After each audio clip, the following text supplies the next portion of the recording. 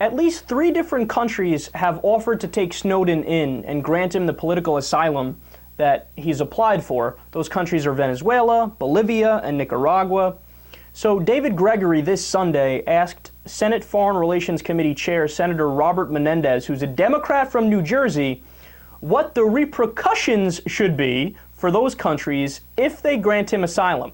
Now, I already hate just the premise of the question, because why should there be repercussions? You know how often political asylum is granted all around the world for all different reasons?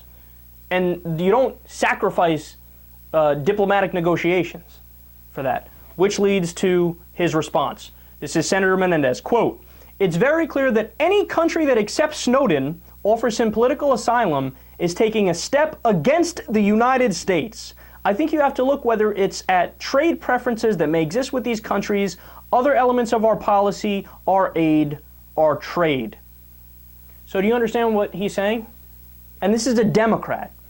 He's saying, yeah, anybody who offers to help Snowden, sanction him.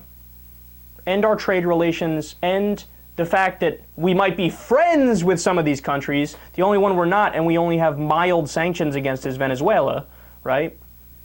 But yeah, no, end trade, end all diplomatic negotiations, just sanction them if they look after Snowden. Okay, do you realize how crazy that is?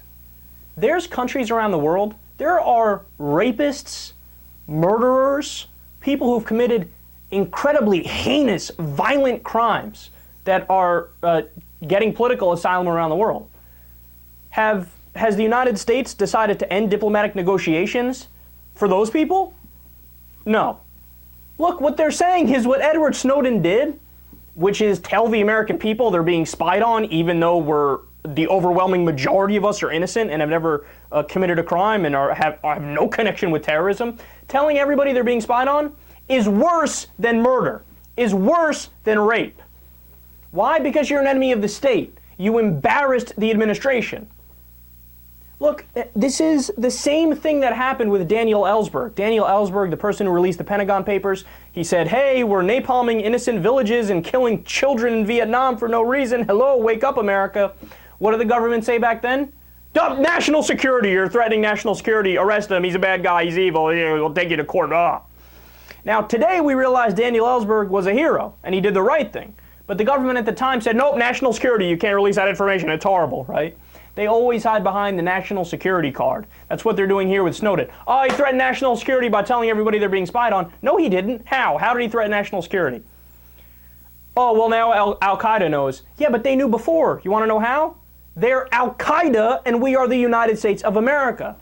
They know we're trying to spy on them and trying to kill them. But now they've taken it a step further, and again, these are Democrats saying, yeah, we'll sacrifice good relationships between countries just to get Snowden. Yeah, keep flexing those nuts. Because the more you do it, the more you look idiotic and stupid and pathetic and weak.